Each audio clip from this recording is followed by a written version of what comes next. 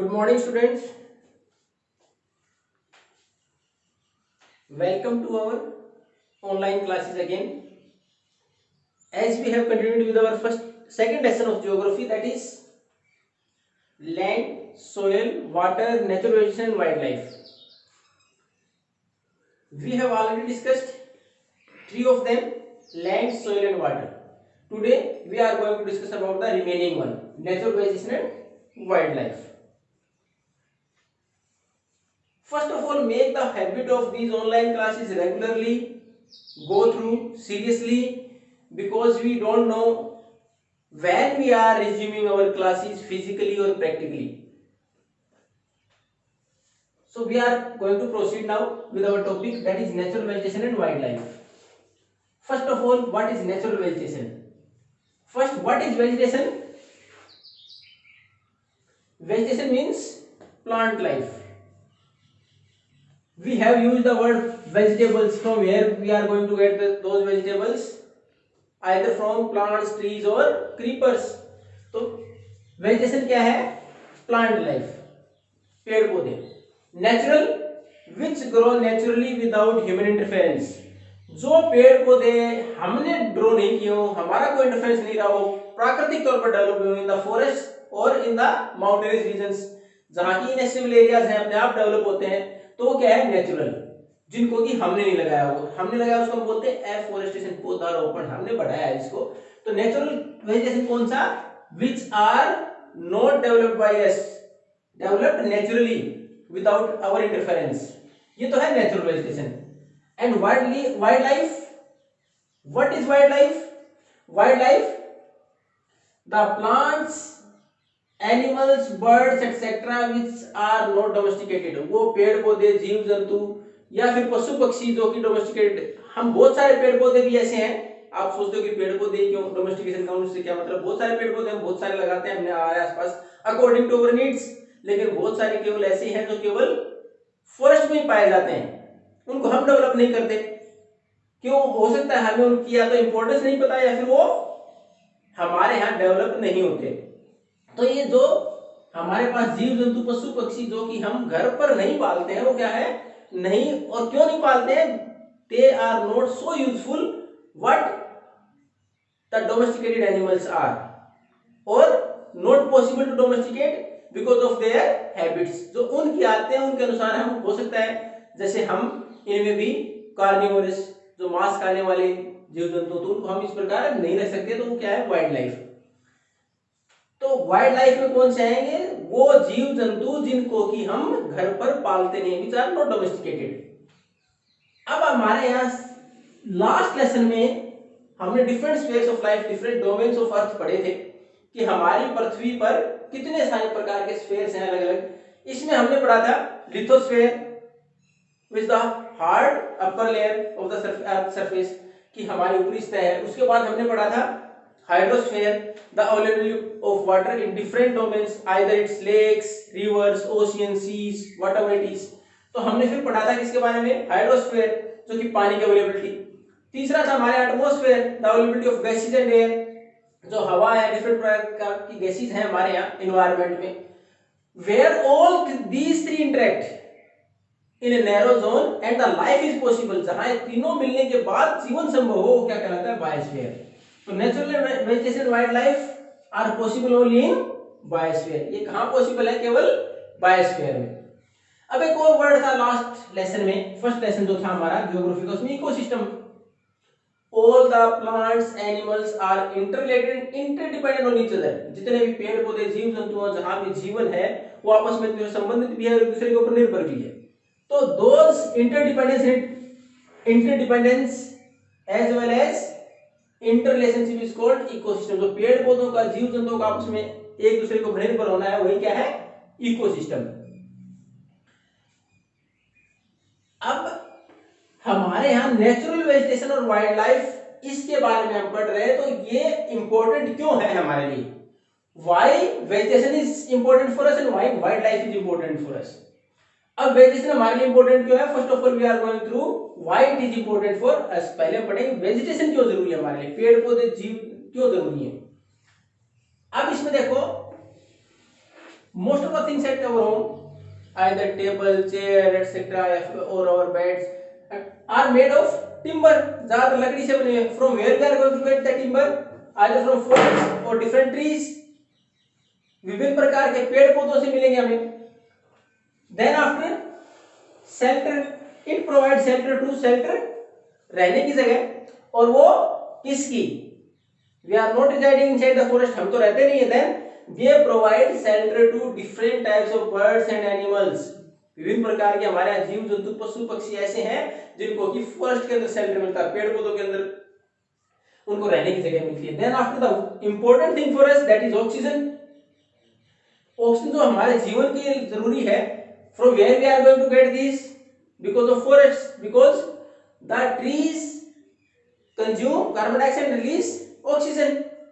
Then after develop soil for crops, उसके बाद जो हमारी मिट्टी या फसलों के लिए उपयुक्त होती है वो किसकी वजह से है? Because of this vegetation.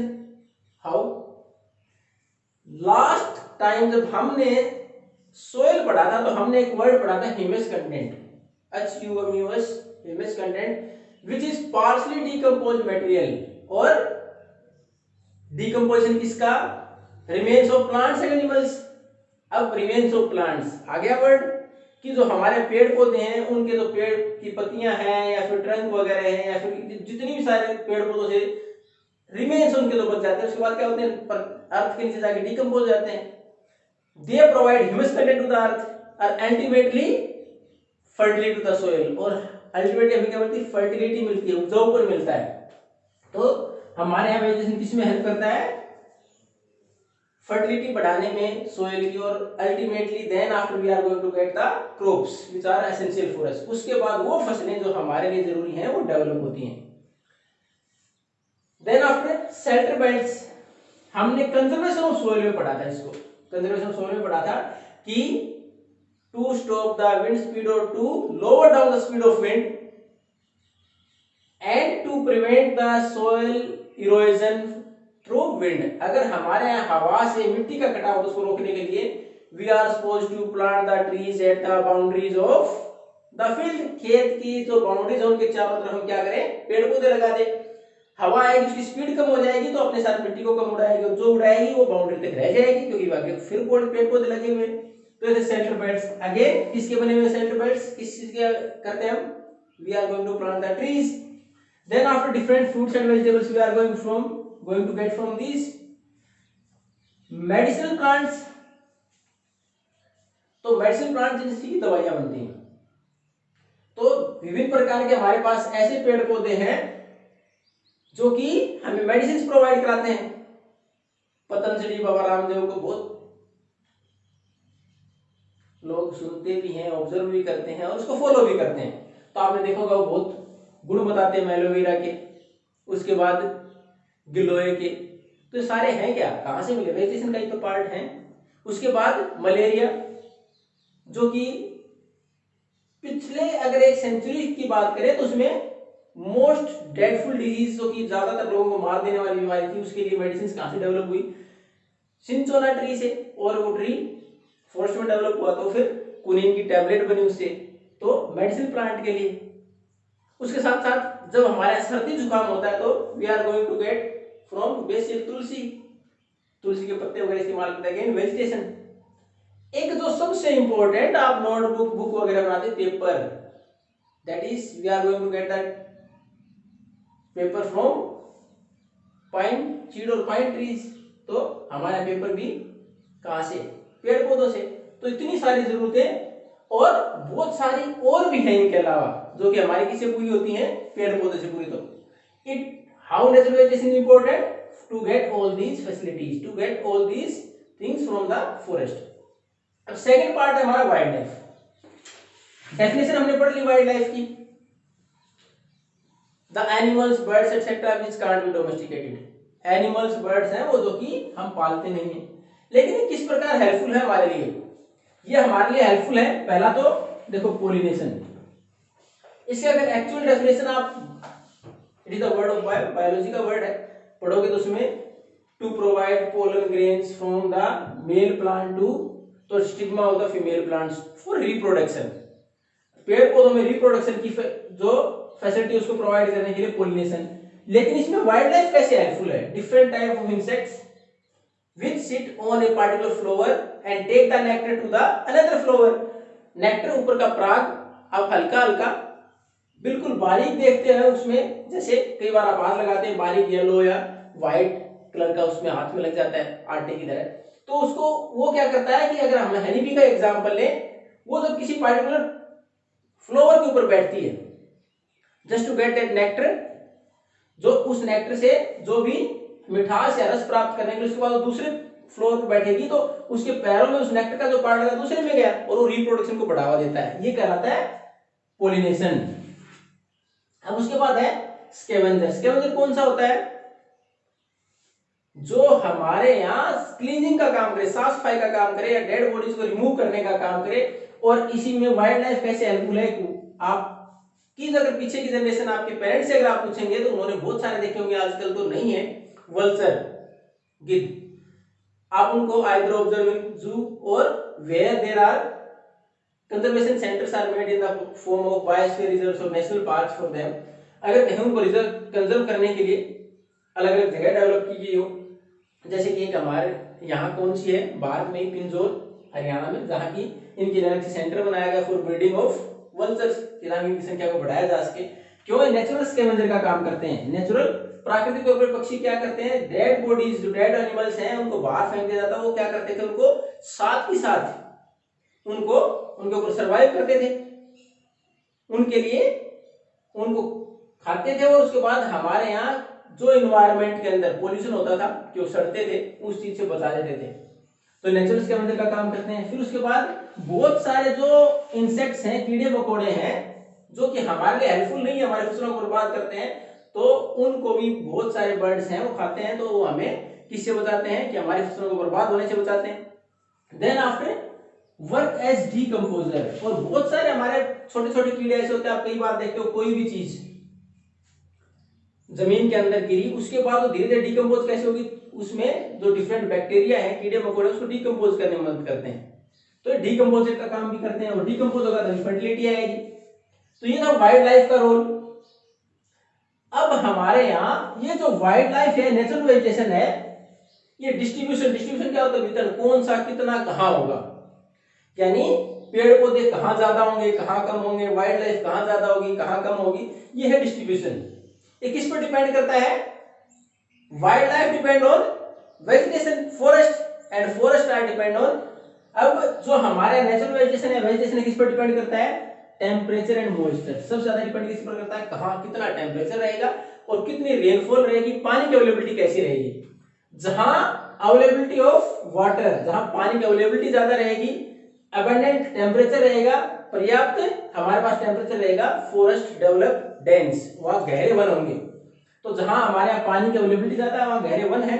जैसे ही वो अवेलेबिलिटी थोड़ी और कम होती है तो उसके बाद वो किस में बदल जाते हैं? हमारे यहाँ stunted growth of the tree, stunted रुक जाना, थोड़ी सी ग्रोथ ज्यादा नहीं होती, छोटे पौधे रह जाते हैं और धीरे धीरे ग्रासलैंड्स डेवलप होते हैं। अगर और ज्यादा मॉइस्चर कम हो, पानी की अवेलेबिलिटी कम हो, डेजर्ट एरिया जहां केवल हमारे पास स्क्रब्स, जहां केवल झाड़ियां वगैरह डेवलप होती है, जैसे कैक्टस ट्रीज डेवलप होते हैं। और अगर हमारे यहाँ टुंड्रा रीजन कौन से है? Where there is ice is available only, हाइल्टीज और हाई एल्टीट्यूड, जो ऊंचे इलाके हैं वहां आप मोसिस एंड लाइकेन, ये क्या आते हैं कि अगर हमारे कई बार देखो बहुत सारा मॉइस्चर हो, उसके बाद आप देखते हो ग्रीन शीट लेयर बन जाती है। तो केवल इस प्रकार की चीजें वहां डेवलप होती है जब ज्यादा विंटर रीजन, जहां ठंड ज्यादा होती है, जो पोलर रीजन है उसके अंदर या हाई एल्टीट्यूड है उनमें। तो ये हमारे किस पर डिपेंड करते हैं? नेचुरल वेजिटेशन, ये हमारा डिपेंड करता है मॉइस्चर और टेम्परेचर के ऊपर। और वाइल्ड लाइफ किस पर डिपेंड करती है? फॉरेस्ट के ऊपर, कि जिस प्रकार के फॉरेस्ट अवेलेबल होंगे उनके अंदर उसी प्रकार के सर्वाइव करने वाले एनिमल्स होंगे। अब नेक्स्ट क्लास में ये सारे तो हमारे यहाँ किस प्रकार जरूरी है, नेचुरल वेजिटेशन वाइल्ड लाइफ क्या है, क्यों जरूरी है, ये सारी चीजें हमने पढ़ी। नेक्स्ट क्लास में पढ़ेंगे why it is necessary to conserve them और how we can conserve them, हमारे को कंजर्व करना क्यों जरूरी है और किस प्रकार को कंजर्व कर सकते हैं। Then after we are going to complete our lesson second of geography. Till the time go through the lesson carefully, whatever problems you are facing you can ask me again, thank you, have a nice day.